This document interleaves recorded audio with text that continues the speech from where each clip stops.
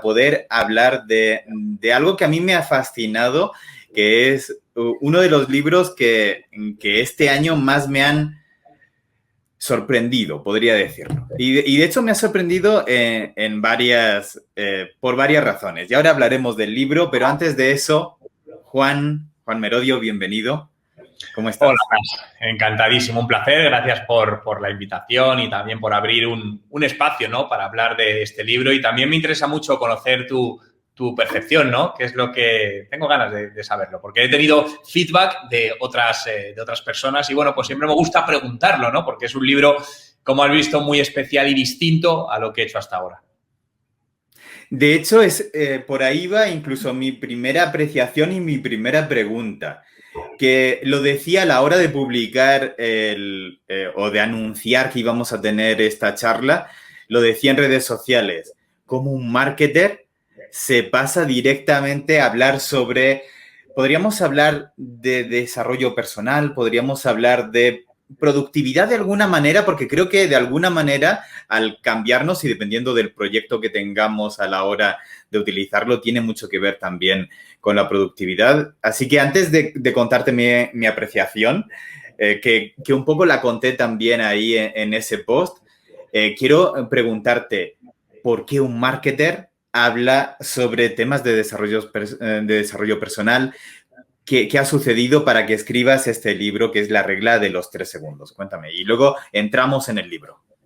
Mira, yo llevaba muchos años con la intención en la mente de crear un libro donde contase parte quizá de mis hábitos, ¿no?, más a nivel personal, y no tanto libros de marketing digital como estoy acostumbrado a hacer o de negocios digitales, ¿no?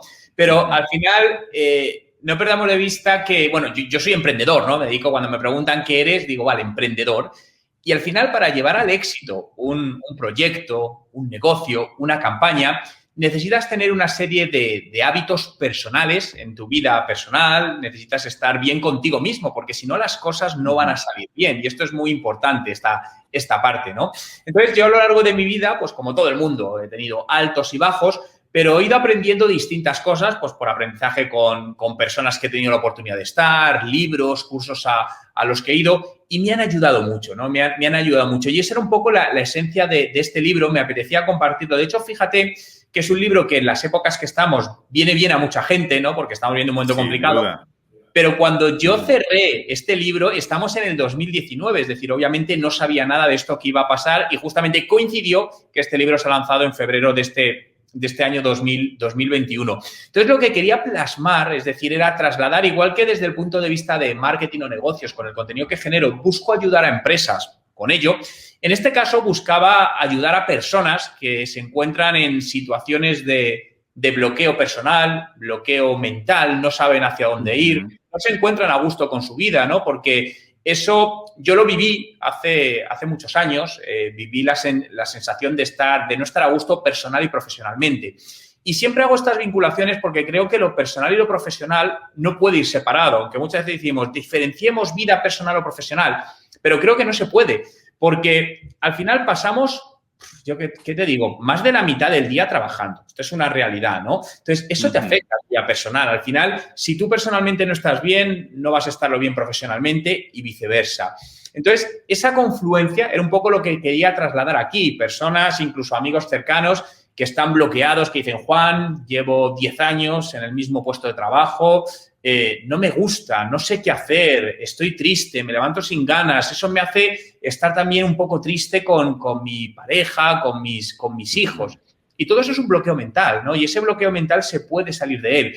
Entonces, un poco lo que traslado en este libro, que es un libro práctico, ¿no? Son 30 días, cada capítulo es un día, y donde mi objetivo es enseñar, no lo voy a decir porque no es una metodología en sí, pero sí es una serie de hábitos que si los vas incorporando en tu vida, en esos 30 días va a haber un cambio notable, sin lugar a dudas, si los aplicas, pero luego los vas a integrar en tu vida, ¿no? Es decir, como un hábito más que te ayude, pues, a levantarte feliz por las mañanas, no pensando de, ostras, un día más, qué tristeza, sino, ostras, qué bien, un día más y voy a abordarlo con ganas realmente. De hecho, creo que ha llegado en un momento muy adecuado. Tú lo decías que además lo escribiste en el momento en el que comenzó en España la pandemia, bueno, el confinamiento, en realidad. Y creo que mucha gente precisamente en el confinamiento se ha dado cuenta que no solo su trabajo no le gusta, sino que su realidad no le gusta. Hay gente que se cansaba de su casa porque realmente no le gustaba su casa.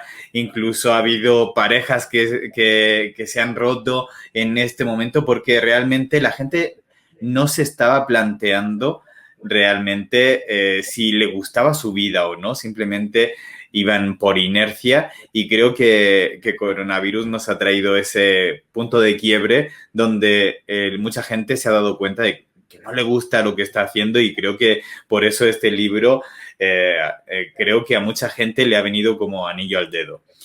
Precisamente hablabas hace un momento de los 30 días y en la portada, que por cierto la enseño para quien no, porque tengo, de hecho no se ve bien, pero yo lo tengo en digital, yo lo he leído en digital, pero tú lo tienes el físico. El subtítulo del libro son 30 días para convertirse en quien quieres ser. Sí. Y yo quería preguntarte dos cosas a raíz de esto. Una, ¿quién quiere ser Juan Merodio? Y la segunda es, ¿por qué 30 días? Cuéntame. Vale. ¿Quién quiere ser? Yo ya he conseguido, por suerte, ser lo que quiero ser, sin lugar a dudas. Es decir, yo lo que pretendía ser hace muchos años, que soñaba, ¿no? Cuando tenía 20 años y decía, joder, algún día me encantaría poder tener mi propio negocio en Internet y poder vivir de ello. Ese sueño ya lo he cumplido hace tiempo, ¿no? Entonces, yo lo he conseguido. Me sigo poniendo retos, obviamente, en ese sentido y seguir trabajando por ello. ¿Pero por qué 30 días? Fíjate que, bueno, se habla de que se necesitan 21 días para adquirir un hábito bueno, nuevo. No sé si es cierto o no, pero 30 días, al final, es un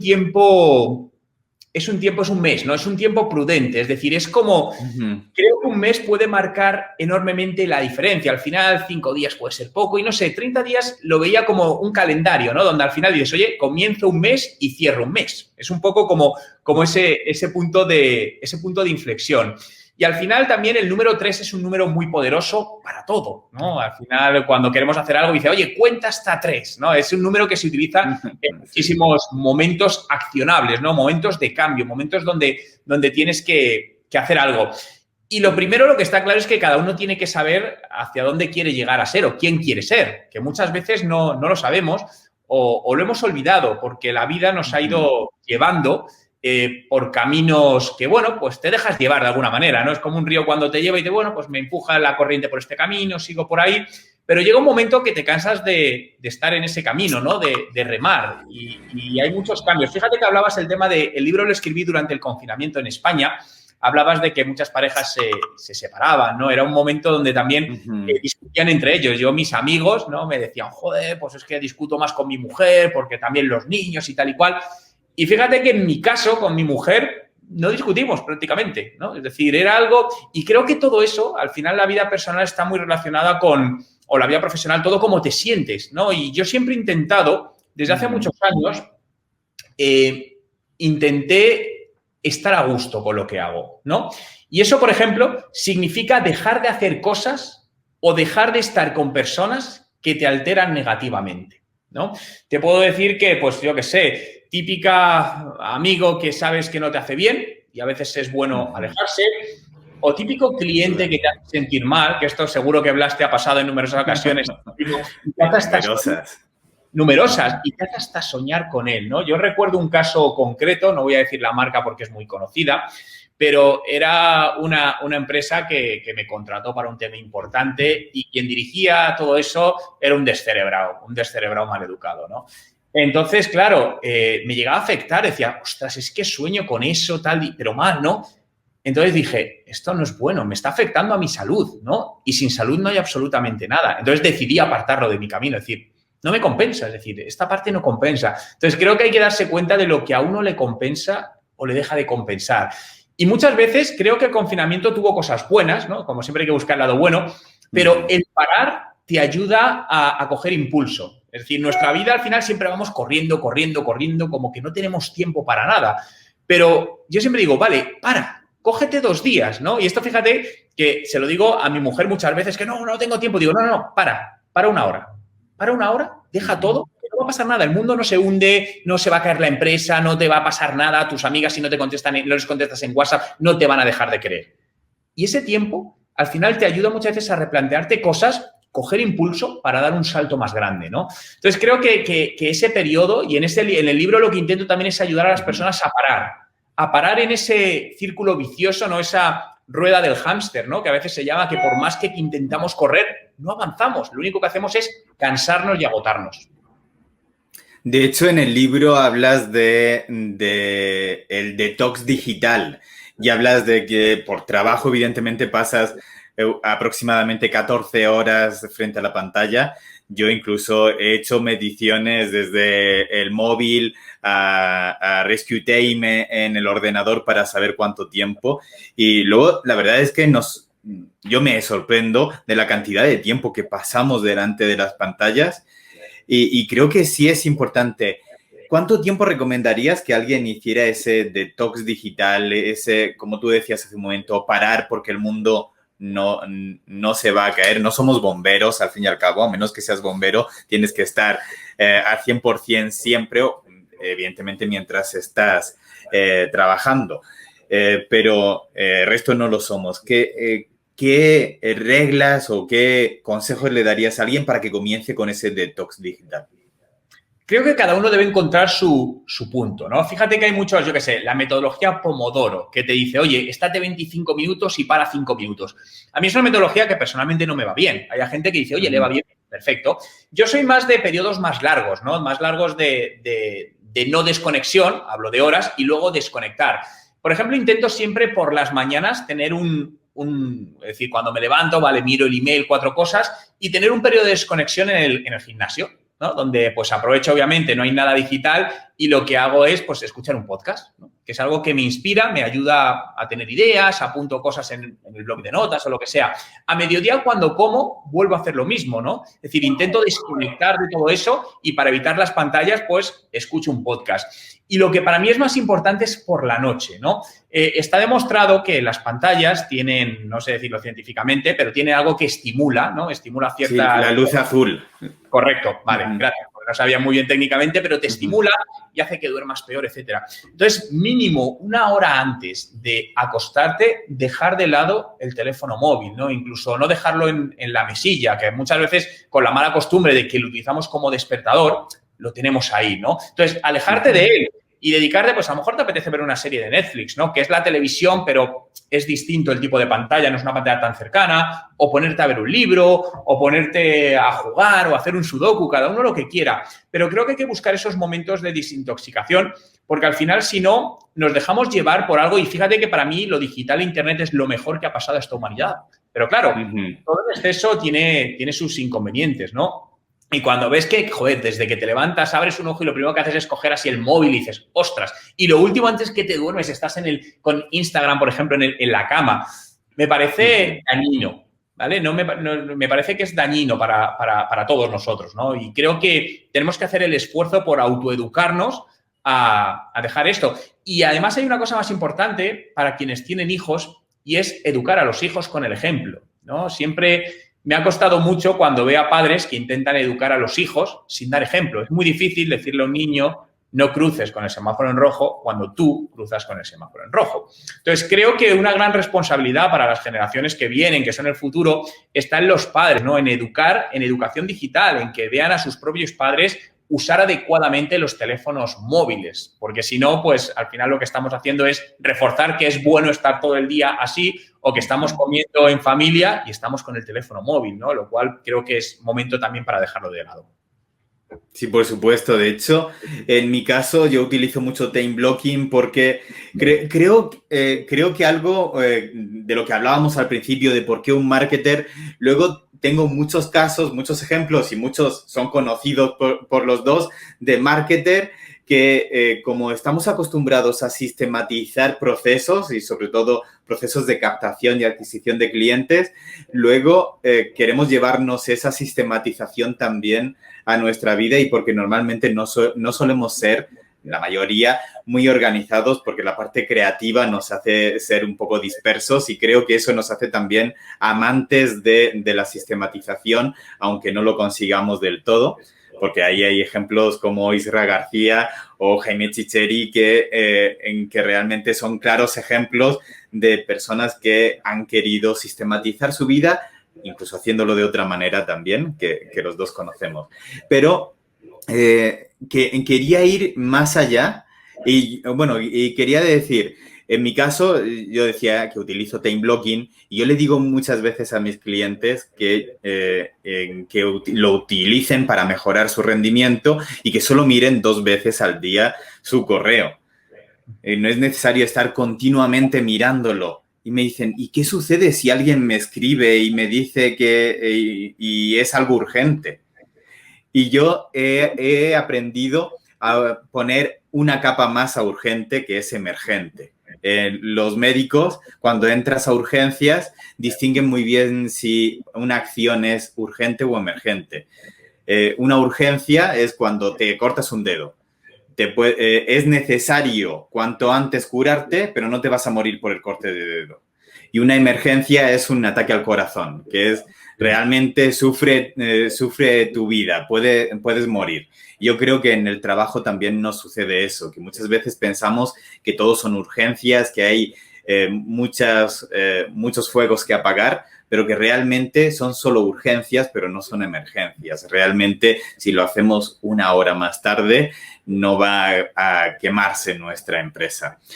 Pero hablando de realmente de cómo generar ese cambio, tú en el libro hablas de un concepto japonés que es el Ikigai y a mí me gustaría saber, primero, para quien nos está escuchando que no sepa qué es el Ikigai, qué es y cuál es tu Ikigai.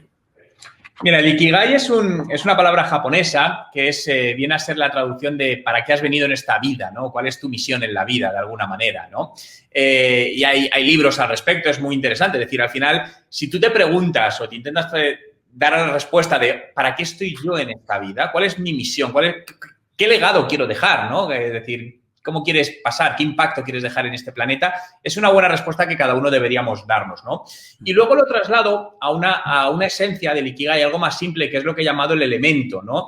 Que es un poco la intersección entre lo que sabes hacer y lo que te gusta hacer, que no siempre va unido. Es decir, me puede encantar el fútbol, pero no soy habilidoso al fútbol. Por lo tanto, por mucho que intente jugar al fútbol, lo que me va a generar es una frustración, porque realmente no soy habilidoso y no soy bueno. Entonces, creo que la clave al final de la felicidad de cada uno está en ese Ikigai, en ese elemento, ¿no? En descubrir realmente eso que te gusta, que además se te da bien, y si le metes la capa profesional es que además puedes vivir de ello, ¿no? Porque si nos vamos al lado profesional y dice, oye, a mí me gusta mucho volar cometas y además se me da bien. Ahora, vive de volar cometas. Pues va a estar difícil, ¿no? Es decir, realmente, por mucha pasión que haya, es complicado, ¿no? Entonces, ahí entraríamos en esa parte profesional. Pero entenderse a uno mismo, ¿no? Esto puede sonar quizá algo muy filosófico y fíjate que yo soy una persona bastante racional, es decir, no soy una persona en ese sentido muy mística, pero sí me he dado cuenta que es importante proyectarte. Fíjate, hay una pregunta que me encanta hacerle a la gente y que creo que cuando nos la respondemos nos entendemos mucho mejor. Si mañana te tocase una cantidad de dinero exorbitada, es decir, lo suficientemente bestia como para poder vivir 300 años como te gusta, sin trabajar, ¿qué harías? Claro, esta pregunta es muy importante porque hay personas que prácticamente haríamos lo mismo al día siguiente. Cierto, de diferente manera. Es obvio, al final, pues, oye, vas a trabajar o vas a hacerlo de diferente manera. Pero seguirías haciendo lo mismo porque la motivación por la que estás haciendo esa no es únicamente económica, hay otro tipo de motivación. Entonces, creo que ese planteamiento, cuando lo hacemos a nosotros mismos, es lo que nos puede decir si realmente estamos haciendo lo que vamos a hacer. Y que cuando eches la vista atrás, no te arrepientas de las cosas, ¿no? De, ostras, he perdido 4 años de mi vida haciendo eso y al final la vida va pasando, ¿no? Y los años se van cumpliendo. Entonces, creo que es muy importante saber darnos cuenta de eso para cambiar a tiempo, virar a tiempo, que muchas veces esos virajes no son inmediatos. Esto hay que ser, oye, tomo la decisión y en 30 días he cambiado toda mi vida. No, eso no sucede. Pero en algún momento tienes que empezar y según lo vayas haciendo, poco a poco te irás acercando más a ese ideal de vida que estás buscando. De hecho, yo decía que antes de cuando estábamos comenzando, que el libro a mucha gente le ha venido como anillo al dedo, a mí me llegó en el momento adecuado, porque justo estaba leyendo mucho de Matt D'Avella, no sé si conoces a Matt D'Avella.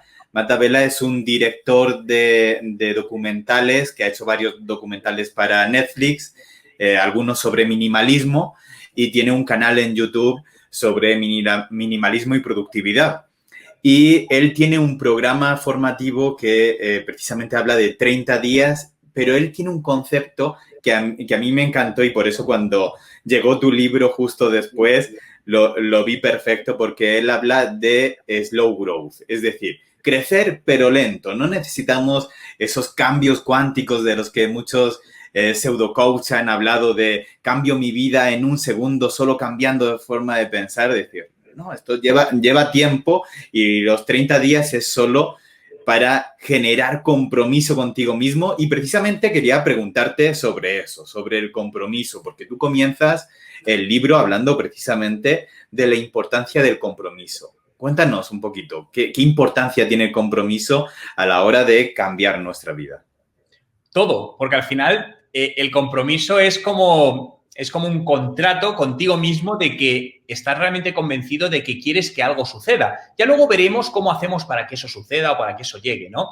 Y como bien decías, el primer capítulo del libro es el compromiso, ¿no? Donde además el lector se puede bajar un contrato que firmamos entre ambas partes, entre yo como autor del libro y el lector, donde nos comprometemos cada uno a poner de su parte, ¿no? E incluso entra una tercera persona ahí como testigo de alguna manera. Uh-huh. Y fíjate que todas las cosas importantes en la vida, de por medio hay un contrato, ¿no? Es decir, si, no sé, te compras un piso, que es algo toda la vida, hay un contrato. Captas un cliente, hay un contrato. Te consigues un puesto de trabajo, hay un contrato. Y al final el contrato no es más que otra cosa que una representación física de un compromiso, ¿no? Entonces, por eso creo que es tan importante el generar ese compromiso físico, porque lo digital está muy bien, pero lo tangible muchas veces ayuda, o lo visual, ¿no? Cuando estás viendo, yo utilizo mucho el imprimir cosas o escribir cosas en papeles físicos y ponerlos en las paredes, ¿no? de la oficina, porque me ayuda a cosas que ya sé, pero tenerlas presentes constantemente, esas cosas que realmente para mí son importantes para no perder el foco. Y cuando lo estás viendo, lo tienes ahí o lo puedes palpar, eso te ayuda. Y al final estos cambios implican esfuerzo, ¿no? Entonces, necesitas mantener la motivación, que es otra de las partes que hablo pues un poco más hacia el final del libro, ¿no? Entonces, si no hay compromiso, no hay motivación. Es decir, si lo que quieres alcanzar realmente no te importa tanto, es porque no tienes un compromiso. Por lo tanto, difícilmente vas a tener la motivación sostenible para trabajar o hacerlo duramente para conseguirlo. Por eso creo que el compromiso es el primer paso. Da lo mismo para qué, ¿eh? Si alguien, pues lo típico, quiero dejar de fumar. Pero si no te comprometes y dices, oye, me comprometo conmigo mismo en que el próximo 30 de abril va a ser mi último día y es mi compromiso. Eso es como la fuerza que te va a impulsar a lograrlo. Claro, y fíjate que estamos hablando ya un rato del libro, pero no hemos hablado de algo importante que le da nombre al libro, de esos 3 segundos. ¿Cuáles son esos 3 segundos que le dan nombre al libro? Pues son los 3 primeros segundos que suceden nada más despertarte y que normalmente no los recuerdas. Fíjate que la típica, la frase esta que dices cuando te has levantado mal un día, ¿no? Y te han ido las cosas mal y dices, me he levantado con el pie izquierdo, ¿no? Me he levantado con mal pie. Entonces, esto tiene mucho que ver. Es decir, esos 3 segundos desde que despiertas, porque suena el despertador o por la razón que sea, y que empiezan a venir tus primeros pensamientos a la cabeza, son el inicio de lo que definirá cómo te va a ir el resto del día. Repito, cuando nos levantamos mal, al final del día no sabes por qué, pero te va mal. Y estos días que te levantas bien, el día te va bien. Y eso se puede hackear o manipular de alguna manera. Y está muy relacionado con hábitos, entre ellos los hábitos al final de la noche, de cómo te duermes. Fíjate, típico día que has tenido un problema, ¿no? Has discutido con un buen amigo o has discutido con tu pareja. Y te vas a la cama y te cuesta dormirte. Además, descansas mal, incluso sueñas con eso. ¿Y qué sucede? Que te levantas mal. Y dices, ostras, ya he dormido mal, empiezo otro día mal. ¿vale? El final de la noche, sí, de la noche, del día, es fundamental. Entonces, cuando te acuestas tranquilo y pones tu mente en un modo positivo, vas a dormir mejor y te vas a levantar mejor. Yo desde hace muchos años, no sé, desde que tengo uso de razón realmente, me duermo riéndome, ¿no? La primera vez que mi mujer, cuando durmió conmigo, vio esto, pues claro, dice, este chico está loco, decía, hace una cosa muy rara. ¿No? Ya se ha acostumbrado, obviamente, pero yo siempre para dormirme me pongo algo que me hace reír. Pueden ser desde monólogos, cómicos, series cómicas, lo que quieras. Y al final lo que me ayuda es a relajarme, a aislar mi mente de todo tipo de pensamientos no buenos, centrarme en eso e irme sonriendo y me duermo riéndome. Y ese es algo que me ha valido, me funciona brutalmente, ¿no? Descanso mejor y con eso me levanto mejor y rindes mejor. Y al final es un efecto bucle, ¿no? Es un ciclo de alguna manera, donde tú empiezas a empujar la rueda, vas cogiendo tracción y cada vez vas cogiendo más velocidad. Qué gran tip, porque la mayoría de personas cuando pensamos en tener un buen despertar, pensamos en qué acciones vamos a hacer por la mañana, pero no tanto qué hacer por la noche. Yo tengo un hack que en realidad es una herramienta, es una aplicación del móvil que se llama es Life Cycle, que lo que hace es detectar tu ciclo de sueño y te despierta en un momento de sueño no REM. Y yo he notado la gran diferencia, pero voy a probar eso de sonreír por las noches, de reírme. Y precisamente quería hablarte de eso, de hábitos. No sé si este es tu mejor hábito, el hábito con el que te encuentras más a gusto, el que más impacto ha tenido en tu vida, pero quería preguntarte por eso, ¿en qué hábito ha sido el que más impacto ha tenido en tu vida?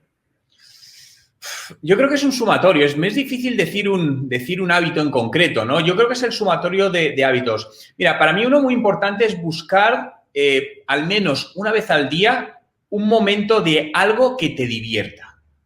Algo que te divierta. Es decir, igual que tienes tus momentos de ponerte en forma, tus momentos de aprendizaje, pero tus momentos de diversión. Y a cada uno le divierte una cosa. Hay personas que, pues oye, a mí me gusta pintar soldaditos de plomo. Hay personas que hacer puzzles, maquetas, tocar un instrumento, ¿no? En mi caso, al final me encanta aprender instrumentos musicales, ahora estoy aprendiendo el piano. Hay otras personas que dicen, oye, yo me relajo jugando a un videojuego, a la PlayStation. Perfecto, ¿no? Pero buscar todos los días entre 20 y 30 minutos para disfrutar, ¿no? Para ese momento de disfrutar. Creo que eso es muy, muy importante.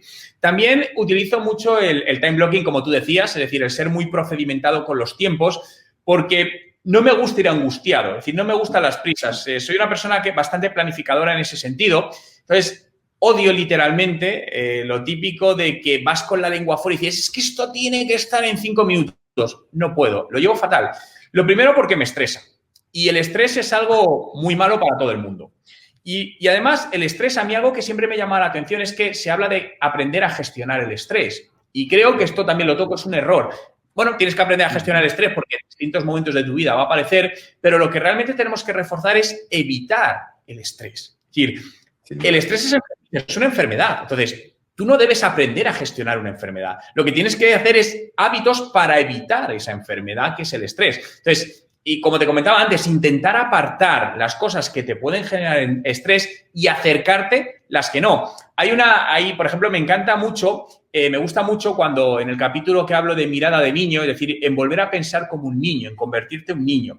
Creo que cuando nos hacemos adultos perdemos una de las cosas más bonitas que tienen los niños, que es preguntar por todo, ¿no? A mí me encanta cuando mi sobrinito te pregunta por todo. Oye, ¿y por qué? Oye, ¿y esto por qué? ¿Y por qué? Me encanta, ¿no? Porque creo que el preguntar, al final, te hace más inteligente, ¿no? Te hace aprender cosas nuevas, te hace ser curioso. Entonces, eso lo perdemos con el tiempo. O perdemos también el jugar, ¿no? Uno de los ejercicios que propongo es tirarte al suelo a jugar como un niño. Pero no porque tengas tu hijo y lo hagas con él porque tu hijo quiera, sino tú. Recuerda cuando tenías, no sé, 8, 10, 12 años. ¿Qué te gustaba jugar? Oye, pues a algunas personas nos gustaba el mecano y montar piezas, o jugar a Lego, o yo qué sé, hacer castillos de madera, lo que sea. Vuelve a utilizar eso, a jugar como un niño. Y estas cosas que muchas veces las cuentas así y parecen una tontería, incluso llegamos a pensar, yo para eso no tengo tiempo. Es un error, porque te pones a hacerlo y te das cuenta que no es en sí el gesto de hacer eso, es lo que eso implica para tu mente. Y tu mente al final es la que te va a direccionar hacia todo, ¿no? Es decir, creo en el poder de la visualización. Y ese poder de la visualización creativa depende de mucho de cómo tu mente esté enfocado hacia ello. Sin duda. Mucho que ver con la creatividad. Y justo me reía cuando has hablado, cuando has mencionado lo de la mirada de niño, que en el libro lo llamas momento del día, momento niño del día. Y me reía porque justo era una de las preguntas que tenía anotada. Te había dicho antes de comenzar que me había anotado una serie de preguntas porque no quería olvidarme de esas. Y una de las que tenía anotadas es precisamente cuál era o cuál había sido tu momento niño del día. Pues del mira, día de hoy. Del día de hoy, mira, ese momento lo suelo dejar para por la tarde. Lo suelo dejar para por la tarde cuando llego a mi casa tranquilo y me pongo Mira, para mí, uno de los momentos del día de niño es jugar a juegos de consolas. Es decir, al final es otro tipo de juego, ¿no? Que cuando era pequeño a mí me encantan las consolas. Es algo... No tengo videoconsola porque me gusta demasiado.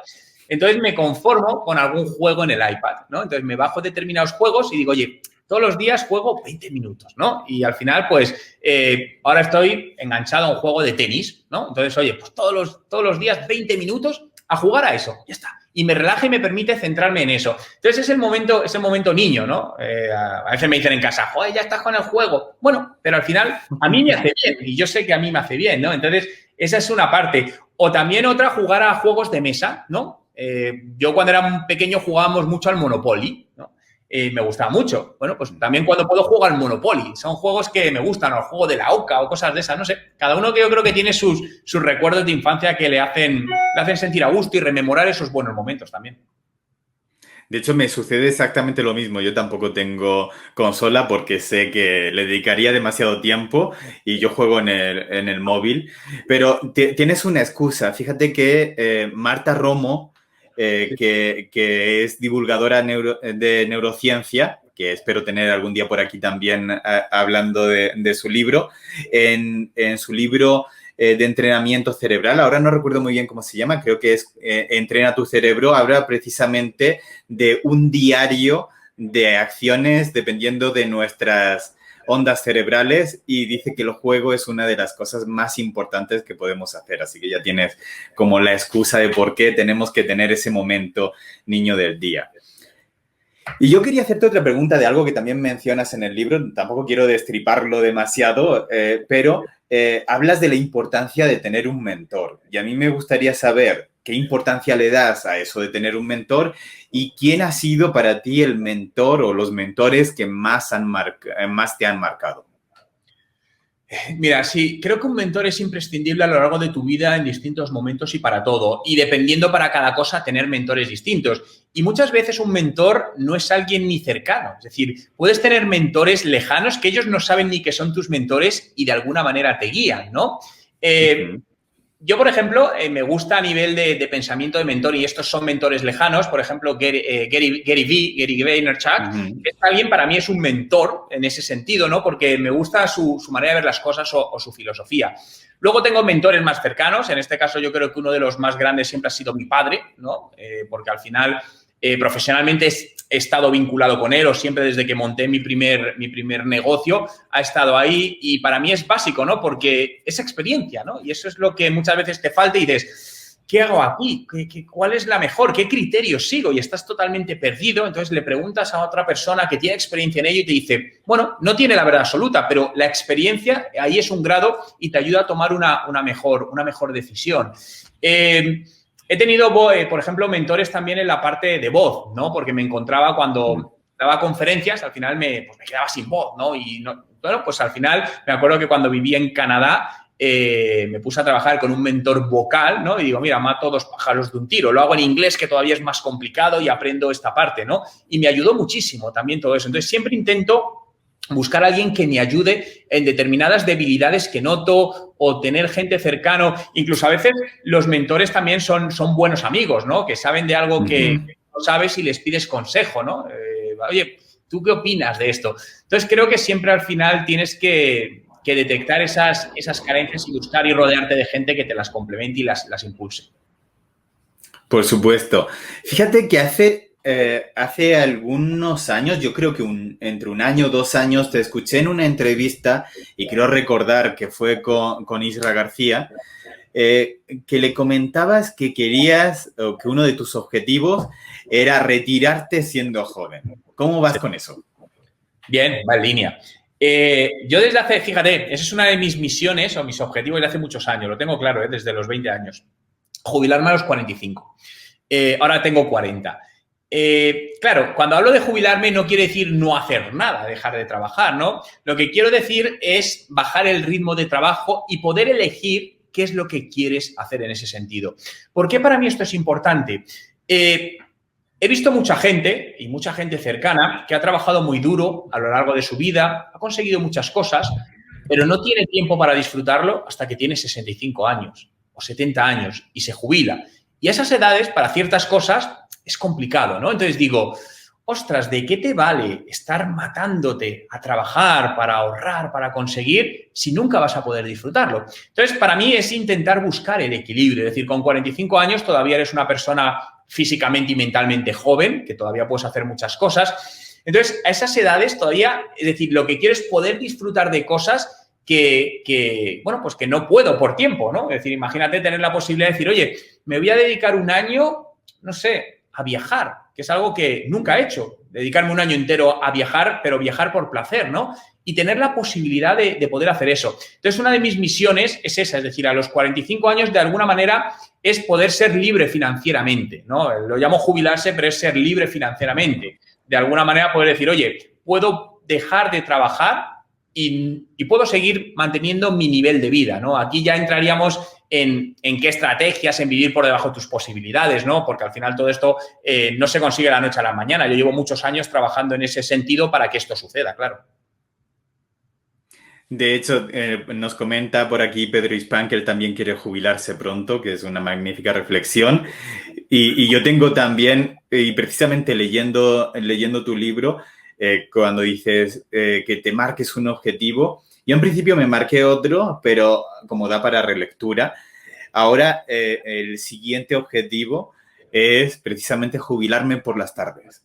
Es decir, voy a trabajar por las mañanas, voy a ver cómo me organizo para poder llevarlo todo, para tener el mismo volumen de clientes y poder atenderlos y delegar, evidentemente, pero por las tardes jubilarme. No sé cómo lo lograré o no.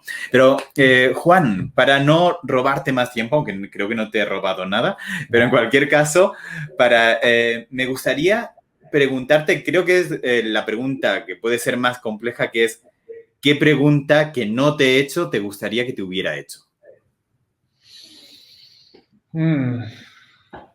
¿A quién debes hacer caso en la vida? ¿Y a quién debes hacer caso en la vida? Cuéntame. A nadie. Realmente, a nadie. Es decir, hay una frase que intento trabajar como mantra, que es, escucha a todo el mundo y no hagas caso a nadie. Fíjate que si yo hubiese hecho, y esto para mí es muy importante porque mi vida pudo cambiar a negativo, si yo hubiese hecho caso a alguien muy importante en mi vida, ¿no? Como son mis padres. Mis padres obviamente me quieren un montón y quieren lo mejor y querían lo mejor para mí. Pero si yo les hubiese hecho caso, yo no me dedicaría a lo que me dedico ni haría lo que hago, porque ellos tenían otro plan para mí porque pensaban que era mejor, ¿no? Entonces eso y con el tiempo se han dado cuenta que yo tenía razón, ¿no? Creo que cada uno creo no, esto es así, cada uno es dueño de su vida. Entonces no debes dejar influenciarte absolutamente por nadie, porque muchas veces las personas te van a decir las cosas con su mejor intención, ¿eh? No pasa absolutamente nada. Pero tú tienes que tener claro cuál es tu vida, cuál es tu objetivo, a dónde quieres llegar. Es decir, a lo mejor la vida que tú quieres seguir no le gusta a otros, por eso te están diciendo que ese no es el camino, porque ellos buscan otra vida, no pasa nada. Entonces, creo que, hay que escuchar a todo el mundo, eso es importante, al final coger la información, o meterla en una coctelera, pero seguir mucho a tu instinto. Es decir, y al final el instinto es una base de conocimiento y experiencia, por lo que te dice qué camino debes seguir. Y si te equivocas, no pasa nada. Si te vuelves a equivocar y caer, no pasa absolutamente nada. Ahí lo importante es desarrollar la resiliencia, ¿no? La capacidad de levantarnos cuando nos caemos, cuando las cosas no van bien.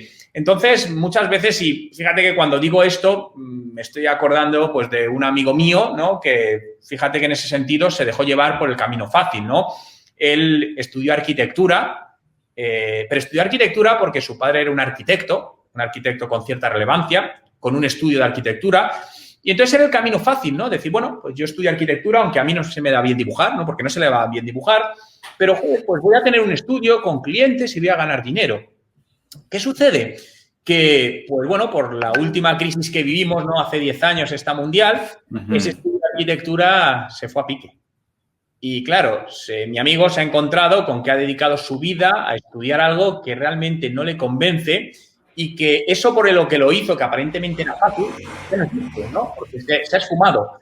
Entonces, eso es lo que me hace ver que muchas veces, aunque parezcan que las cosas pueden ir o que está todo arreglado, creo que solo puedes arreglar las cosas cuando realmente haces las que realmente quieres, ¿no? Y por eso creo que es muy importante al final seguir a tu instinto. Seguir a tu instinto. De hecho, nos comenta por aquí Alejandro Peñaloza que lee entre líneas que le haces caso a tu yo interno. Me imagino que te refieres a eso cuando hablas de la intuición, ¿verdad? Sí, correctamente. El yo interno es esa vocecita, ¿no? Que a todos nos ha pasado que hay algo dentro que te dice, no lo hagas. Y no le haces caso y en la mayoría de los casos te equivocas, ¿no? Yo he detectado, más o menos, he podido sacar una métrica de cada 10 veces, de 10 veces que mi vocecita me dice algo, ese yo interno, 9 acierta. Entonces, pero a distintas cosas, ¿eh? Te hablo a nivel personal, a nivel profesional, a muchos niveles. Entonces, al final es mi mejor mentor, ¿no? Esa vocecita interior, ese sentimiento que no sabemos explicar, pero que todos tenemos y está ahí, ¿no? Escuchar esa voz interior. Entonces, síguela. Perfecto. De hecho, voy a cambiar de tema casi, porque hace un mes aproximadamente cambié algo en mi perfil de LinkedIn y es que puse que soy profesor de TechDi. Y para aquellos que digan, ¿por qué ha cambiado esto, Blas? ¿Por qué de repente es profesor de TechDi? ¿Qué es TechDi? Cuéntanos, Juan, ¿qué es TechDi?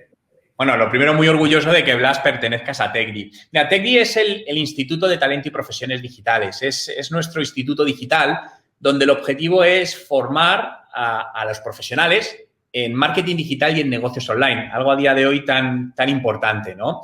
Y, bueno, te conozco desde hace tiempo, ¿no? Y te dije, oye, Blas, ¿te apetece unirte, trabajar con nosotros, hacer cursos y tal? Y vamos, obviamente ya estás en ello, ya hay cursos tuyos en la plataforma geniales, por cierto, ¿no? Entonces, mi objetivo con la educación o la formación, llevo muchos años siendo formador, educador de canales más tradicionales. Y me he dado cuenta yo creo que todos lo hemos visto, que la educación tal y como la conocíamos a día de hoy no tiene sentido. Hace 10 años podía tenerla, ¿no? También me he dado cuenta en temas de marketing y negocios digitales que hay muchas personas que quieren aprender, pero económicamente no pueden afrontar el costo que tienen algunos de los programas. Entonces, TechDi nació con el objetivo de, en ese sentido, democratizar la formación en marketing digital para que cualquier persona, insisto, cualquier persona en el mundo de habla hispana que quiera aprender marketing digital, el dinero no sea un impedimento, no sea una barrera, ¿no? Y nuestro formato es un formato Netflix, por explicarlo muy sencillamente, donde es una plataforma, pues en Netflix tienes muchas películas, aquí tienes muchos cursos, ¿no? Y además, cuando hablamos de precio, porque creo que es importante, somos más baratos que Netflix. Bastante más baratos creo que te va a costar Netflix al mes, ¿no? Entonces, ese era mi objetivo, es decir, si alguien no aprende marketing digital a día de hoy es porque no quiere, porque además el objetivo es dar cursos de calidad con profesionales de calidad. Es decir, yo no busco profesores, busco profesionales que sepan de lo que hablan para poder transmitir ese conocimiento. Y la educación y la formación es lo que cambia, te cambia todo en tu vida profesional. Es decir, yo he visto cómo cursos que he hecho han sido el detonante, el punto de inflexión para que las cosas me vayan genial. Entonces, creo que es una de las mejores inversiones que puedes hacer en ti mismo, ¿no? Porque al final estás invirtiendo en ti, que es lo más importante que tienes. Por supuesto. De hecho, yo tengo que decir una cosa con TechDi, que es que el primer contacto que tuve con TechDi fue a través de curso de WhatsApp que creaste y al que me invitaste para que hablara de un tema. Y yo siempre pensé, WhatsApp es un tema que domino al 100%, lo conozco, y cuando tomé el curso me di cuenta de que había algo que no estaba haciendo, que era llevarme la parte de cualificar y de hacer score de los leads, llevármela también a WhatsApp, y eso me llevó a mejorar incluso la estrategia que tenía con WhatsApp Business y cambiar las etiquetas. Antes las etiquetas simplemente tenía el producto y yo creo que le estaba sacando más rendimiento que la mayoría de personas. Estaba utilizando simplemente la etiqueta para saber qué producto me habían comprado cada persona o por qué productos se habían interesado aquellos que no se habían convertido en clientes, y me di cuenta de una cosa. Que podía etiquetar a los clientes por su valor dentro de mi empresa, pero que también podía hacerlo por su customer journey, en qué momento se encontraban. Y eso, si no hubiera entrado a TechD, no solo como profesor, sino también como alumno, no lo habría entendido y no lo habría podido poner en práctica. Así que te tengo que dar las gracias doblemente. No, pero al final, fíjate, yo cuando más aprendo es enseñando. Es decir, al enseñar aprendes. Es un círculo, ¿no? Es decir, es un círculo vicioso que se retroalimenta. Porque, es decir, tú sabes cosas, pero cuando las enseñas aparecen cosas, ¿no? Y los alumnos o personas te hacen comentarios y dices, ostras, y profundizas en ello y dices, ostras, he aprendido esto gracias a ello. Entonces, claro, el aprendizaje se basa también en la enseñanza. Por supuesto. Pues, Juan, cuéntame, ¿hay algo más que te gustaría unir, sumar a esta conversación? Me estoy riendo porque Agustín Nuño, que es el director de la Escuela de Ventas de EDVE, dice por ahí que debería ser embajador de EDVE. Yo también lo creo. Eso tendrá que ser una conversación que tengamos que tener en algún momento. Yo también creo que debería ser embajador de EDVE. Pero más allá de eso, cuéntanos, ¿hay algo que te gustaría contar que no hayas comentado hasta ahora? ¿Cómo te gustaría cerrar esta conversación? Sí. Fíjate que me preguntabas antes por el compromiso, ¿no? Y creo que todo está en nuestras manos, al menos un 80%, ¿no? Muchas veces hablamos de la suerte. Para mí la suerte es estar preparado en el momento que te llega la oportunidad. Entonces, lo que pasa es que al final el ser humano, para autoprotegerse, ¿no? Autohackear su cerebro, cuando algo no nos sale bien, le echamos culpas al contexto. Es que el contexto es malo, es que no tuve suerte, pero realmente la responsabilidad es nuestra, ¿no? Y quería acabar con la frase con la que empieza la portada del libro, que justamente está aquí, que no se verá bien, que es: el compromiso es tuyo, la solución también. Por lo tanto, todo está, la solución a lo que quieras, a lo que tengas, a lo que cada uno le preocupe, está mucho más cerca de lo que muchas veces pensamos, ¿no? Y ese es un poco el origen y la misión de este libro, de la regla de los 3 segundos. Qué maravilla, Juan. Pues muchas gracias. Antes de terminar, tengo que decir una cosa, un pequeño disclaimer, que es que al principio de la entrevista no he hecho lo típico de una entrevista, de preguntar quién eres o de hacer yo la presentación, por 2 razones. Una, porque quería que fuera una conversación entre amigos, y la otra, porque cuando he entrado hoy a LinkedIn me he dado cuenta de una cosa, que tenemos más de 300 contactos en común. Así que el presentarte era algo que no era necesario, pero sí es necesario despedirte como te mereces, que es agradeciéndote el que hayas guardado un huequito de tu tiempo, un poco de tu valioso tiempo para estar aquí, para tener esta conversación, y espero que todos aquellos que no conozcan tu faceta como escritor y que no conozcan este libro, que se sale totalmente de lo que has hecho hasta ahora, que puedan realmente ir, visitar el libro, ya sea en físico o en digital. A mí me gustan mucho los libros físicos, pero con esto de la pandemia es más fácil ahora comprar libros digitales. Así que ya sea en un formato o en otro, que puedan comprarlo porque merece mucho la pena. Así que muchas gracias, Juan. A ti, Blas, es un honor estar aquí, compartir este tiempo y, bueno, pues eso, gracias por el tiempo y por estar a todos ahí. Gracias. Pues gracias a todos y nos vemos en el siguiente directo, que va a ser precisamente con un miembro de la Escuela de Ventas, que es Joaquín, y hablaremos de sus 40 años de ventas. Y eso será la próxima semana, si no me equivoco. Lo pondré por aquí. Pues muchas gracias y hasta luego.